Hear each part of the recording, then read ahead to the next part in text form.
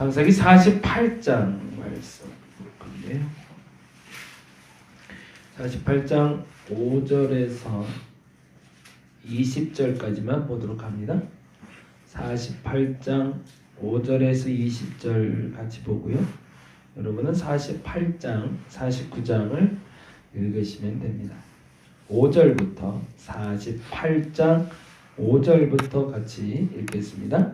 내가 애굽으로 와서 내게 이르기 전에 애굽에서 내가 낳은 두 아들 에브라임과 므낫세는 내 것이라. 르우벤과 시몬처럼 내 것이 될 것이요 이들 후에 내 소생은 내 것이 될 것이며 그들의 유산은 그들의 형의 이름으로 함께 받으리라. 내게 대하여는 내가 이전에 발단에서 올 때에 라헬이 나를 따르는 도중 가나안 땅에서 죽었는데 그곳은 에브라까지 먼 곳이라. 거기서 그를 에브라 뜰에서 장사하였느냐. 이스라엘이 요셉의 아들들을 보고 이르되 이들은 누구냐.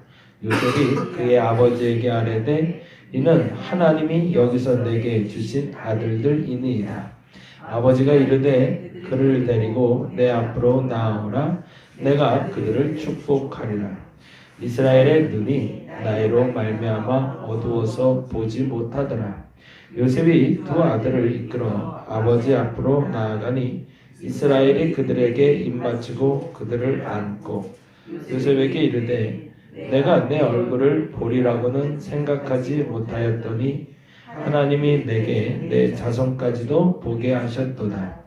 요셉이 아버지의 무릎 사이에서 두 아들을 물러나게 하고 땅에 엎드려 절하고 오른손으로는 에브라임을 이스라엘의 왼손을 향하게 하고 왼손으로는 므낫세를 이스라엘의 오른손을 향하게 하여 이끌어 그에게 가까이 나아가매 이스라엘이 오른손을 펴서 차남 에브라임의 머리에 얹고 왼손을 펴서 므낫세의 머리에 얹으니 므낫세는 장자라도 팔을 엇바꾸어 얹었다.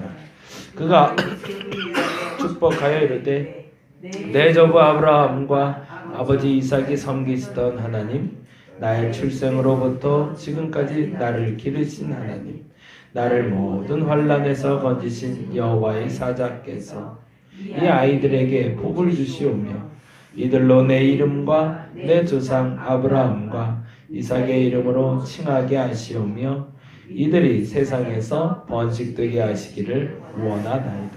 요셉이 그의 아버지가 오른손을 에브라임 머리에 얹은 것을 보고 기뻐하지 아니하여 아버지의 손을 들어 에브라임의 머리에서 므낫세의 머리로 옮기고자 하여 그의 아버지에게 이르되 아버지여 그리 마옵소서. 이는 장자이니 오른손을 그의 머리에 얹으소서 하였으나 그의 아버지가 허락하지 아니하며 이르되 나도 안다. 내 아들아 나도 안다. 그도 한 족속이 되며 그도 크게 되려니와 그의 아우가 그보다 큰 자가 되고 그의 자손이 여러 민족을 이루리라 하고 그날에 그들에게 축복하여 이르되 이스라엘이 너로 말미암아 축복하기를 하나님이 내게 에브라임 같고 므낫세 같게 하시리라 하며 에브라임을 므낫세보다 앞세웠더라.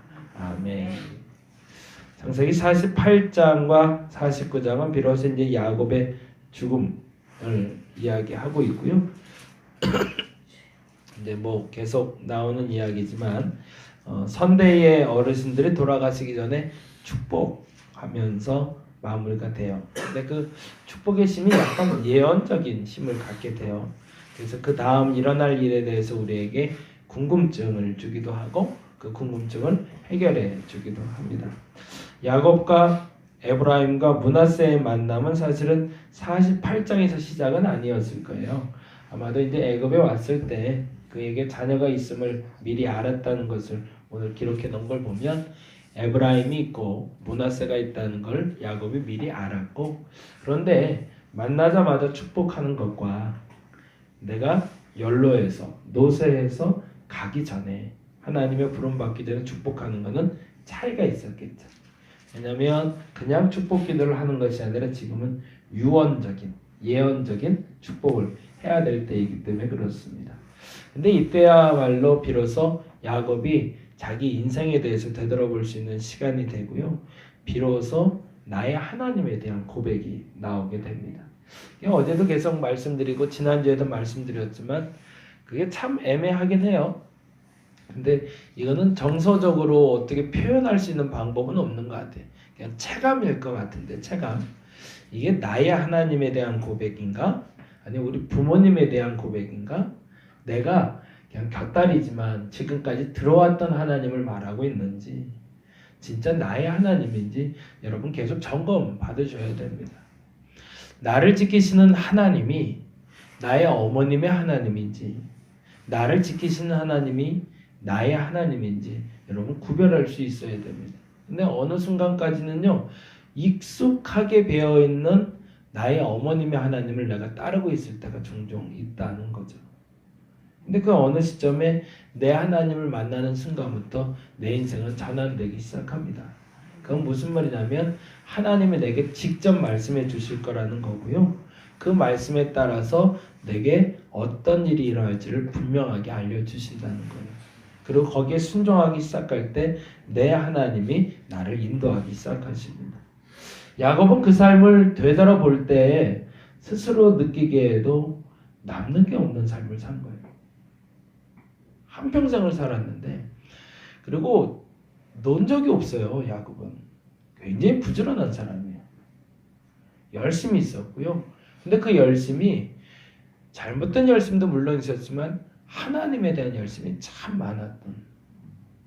근데 되돌아봤는데 남은 게 없는 거예요. 이게 왜 그렇게 됐을까? 처음부터 어긋나 있었기 때문이죠.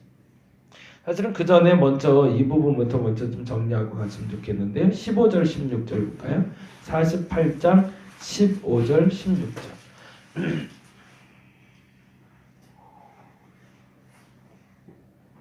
제가 이 표현을 좀 정확히 여러분한테 해드리면 훨씬 더 체감 온도가 좋아질 것 같은데 시간이 지나면 어쨌든 이제 말라기가 쭉 넘어가다 보면 아마 이 답은 나올 것 같아요. 그러니까 나의 하나님이라는 단어 한번 기억해 놔주세요. 남의 하나님이 아니라 나의 하나님을 만나야 된다. 15절 16절 같이 읽어볼까요? 그가 요셉을 위하여 축복하여 이르되 뭐라고 되어 있죠? 내 조부 아브라함과 아버지 이삭이 섬기던 하나님. 이건 나의 아버지 그리고 할아버지 하나님을 말하죠. 그런데 그 다음에 이렇게 되죠. 나의 출생으로부터 지금까지 나를 기르시는. 이게 이제 고백이 되는 거죠. 처음엔 몰랐는데 나의 시작부터 함께 하신 분이 나의 하나님이라는 걸 알게 됩니다. 이 깨달음이 굉장히 중요해요. 이제 지금 이 얘기를 좀 하려고 그래요. 그리고 나서 16절에 이렇게 얘기합니다. 나를 모든 환난에서 건지신 여호와의 사자께서 이 아이들에게 복을 주시오며 라고 되어 있죠. 지금까지 야곱이 생각하기에는 내가 만났던 하나님은 베델의 하나님, 그러니까 환난 중의 하나님, 맨 처음 라반을 만나고 돌아오면서 만났던 약복강의 하나님, 그리고 다말이라는 그러니까 디나가 자기의 딸 디나가 큰 해를 받고 그때 만났던 엘베델의 하나님, 엘헬로의 이스라엘이라 불렀던 그 하나님, 환난 중에 도우셨던 하나님이 내 하나님일 거라고만 생각을 했던 거죠. 그래서 과거에는 나는 내가 열심히 살아서 지금까지 부귀영화도 누리고 내가 지금까지 열심히 살았기 때문에 이 자리에 왔다고 생각했는데 노년에 죽음을 앞두고 뒤로서 깨달은 겁니다. 환난 중에만 하나님이 나와 함께 하셨던 것이 아니라 출생 때부터 나와 함께 하셨다는 거예요. 근데 그걸 몰랐던 거죠. 그리고 그 하나님과 동행하지 않고 그 하나님을 찾아서 계속 쫓아다녔고 결국은 그게 방황하는 시간인 걸 비로소 노년에 알게 된 겁니다. 그 시작이 사실은 25장에 나옵니다. 25장 볼까요? 25장 19절부터 봅니다. 창세기 25장 19절.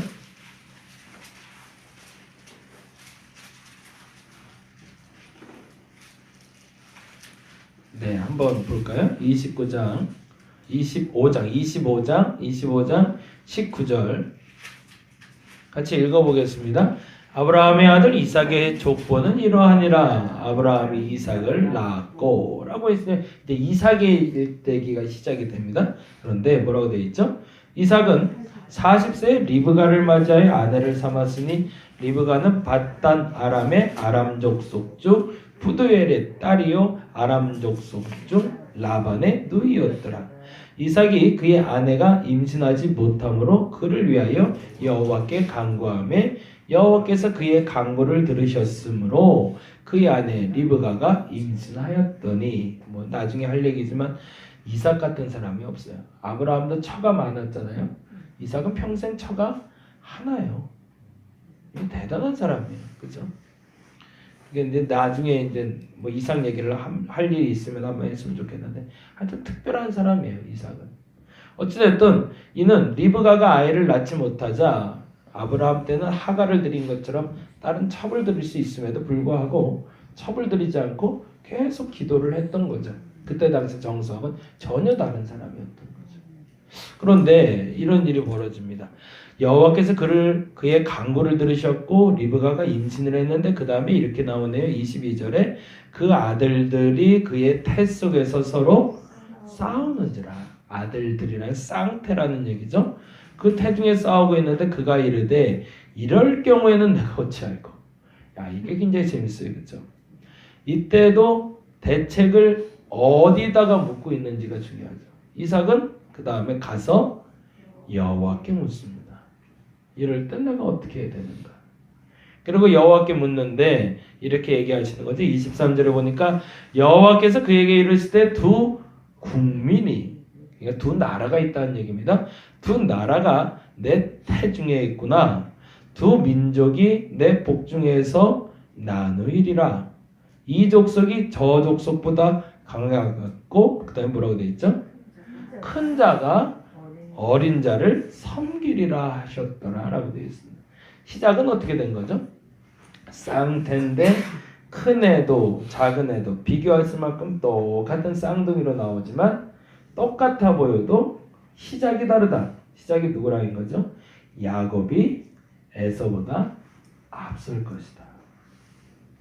근데 그런 예언의 말씀을 듣고 해상 기간에 차서 쌍둥이를 낳는데 26절에 보니 후에 나온 아우는 손에서 애굽의 발꿈치를 잡았으므로 이름을 야곱이라 하였으며 리브가가 그들을 낳을 때 이삭의 나이가 60세였더라 라고 되어 있습니다. 그리고 그 다음 절에 이 힌트를 우리에게 주고 있습니다. 28절입니다. 같이 한번 읽어봅니다. 이삭은 에서가 사냥한 고기를 좋아하므로 그를 사랑하고의 동그라미를 해놓고요. 리브가는 야곱을 사랑하였더라. 해서 야곱을 사랑하였더라 라고 해놓으시면 좋겠습니다. 시작점에는 사실은 에서보다 야곱, 그렇죠? 근데 시간이 지나면서 이삭은 야곱보다 에서로 가게 된 거죠. 이때부터 야곱의 인생은 어긋나기 시작했던 겁니다. 이때 만일에 하나님께 물은 것처럼 하나님께 간구해서 얻은 그 아들을 축복할 때 나는 에서를 사랑하지만 그러나 결국에 앞서야 될 믿음의 영적 장자는 야곱임을 알았다면 이 형제가 이렇게 갈라설 필요도 없었을 거고 야곱의 인생은 이렇게 돌아가며 살 필요가 없었다는 얘기죠. 그 얘기를 언제 깨닫냐? 아까 말한 대로 출생 때부터 나를 인도하신 하나님이라고 고백했던 그 순간에 야곱이 깨닫게 되는 겁니다. 그러고 나니까 그가 비로소 그 시작점부터 어긋나 있는 자기의 인생을 알게 되었고 그 시작점부터 제대로 시작하기 위해서 그의 손주지만 실질적으로 요셉의 아들들을 자기에게 입적시키면서 아들로 삼으면서 축복하되 손이 어긋나게 나가게 되는 거예요. 그리고 차자에게 축복하고 그리고 장자에게 장자권이 아닌 두 번째라고 고백하는 장면이 오늘 본문에 나오게 됩니다. 아까 아까 말한 대로 기도할 때 말씀드린 것처럼 시작이 바르면 끝까지 가야 되고요. 시작이 어긋났으면 어느 순간은 반드시 돌려놔야 됩니다. 근데 안타깝게도요, 시작을 잘못해놓고 나중에 바르게 끝나기를 원할 때가 너무 많아요. 신앙생활 그렇게 안 되거든요. 하나님이 그렇게 쉽게 가질 않으세요. 네. 그래서 어느 시점에 깨달아지면 내가 지금 잘못하구나, 뭔가가 잘못됐구나 여겨지면 돌아가야 됩니다. 그리고 다시 시작해야 됩니다. 아, 내가 이만큼 했는데 하나님 요거는 이해해주면 안 될까요? 요만큼만 좀 어떻게. 내가 이만큼 11조 했었는데. 아유, 이거 내가 지어놓은 교회인데. 이거 내가 헌신해서 만들어 놓은 건데. 근데 어느 순간에 돌아보니까 이거 다 잘못된 걸 알게 된 거예요. 그럼 어떻게 해야 돼요? 언젠가 가야 되거든요. 아, 잘못됐구나. 근데 그게 안 되는 거죠. 돌이키시기 바랍니다. 네. 시작하시기 바랍니다. 지금 시작할 수 있으면 그것이 바르다면 끝까지 가시기만 하면 아브라함처럼 빈손으로 가지 않을 겁니다. 그러나 지금 바로 시작하지 못한다면 역시 끝까지 빈손일 겁니다. 선택은 여러분 잘 선택하셔서 좋은 시작이 되시기를 간절히 바랍니다. 네, 기도하겠습니다. 쉽지 않습니다.